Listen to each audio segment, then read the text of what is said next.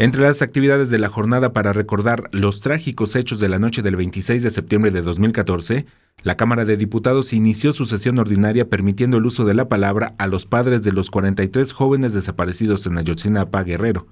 Fueron dos de las madres de los normalistas quienes en tribuna denunciaron el trato despótico de las autoridades encargadas de la Procuración de Justicia, pidieron a la nueva Administración Federal reponer la investigación y enviaron un mensaje a sus hijos.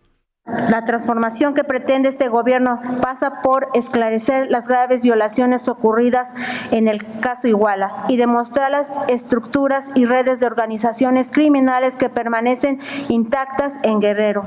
México no es el mismo desde ese 26 de septiembre de 2014. La herida y el dolor ahí está como el primer día. Es necesaria la verdad y la justicia. Buscamos a nuestros hijos, no estaban. Desde entonces hemos andado por todas partes del país buscándolos y exigiendo al gobierno su presentación con vida. Desde aquí les decimos, queridos hijos, los llevamos en el corazón y no descansaremos hasta encontrarlos.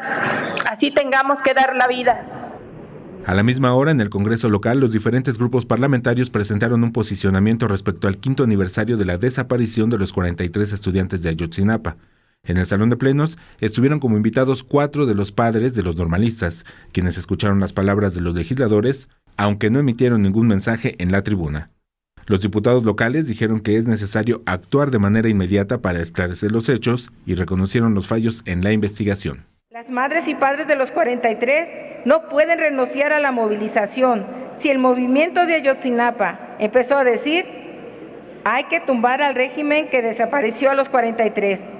Ahora, las madres y padres demandan al nuevo gobierno que para que no ocurra otra vez, se requiere saber la verdad y hacer justicia hasta encontrarlos. El Estado sigue fallando, porque a la fecha han sido liberadas 77 personas acusadas y relacionadas con este crimen de Estado. 25 de ellas en las últimas 2 semanas. Luego de los posicionamientos, los representantes de las madres y padres de los 43 estudiantes exigieron la presentación con vida de sus hijos y dejaron el recinto de Donceles para integrarse a las actividades programadas por la tarde.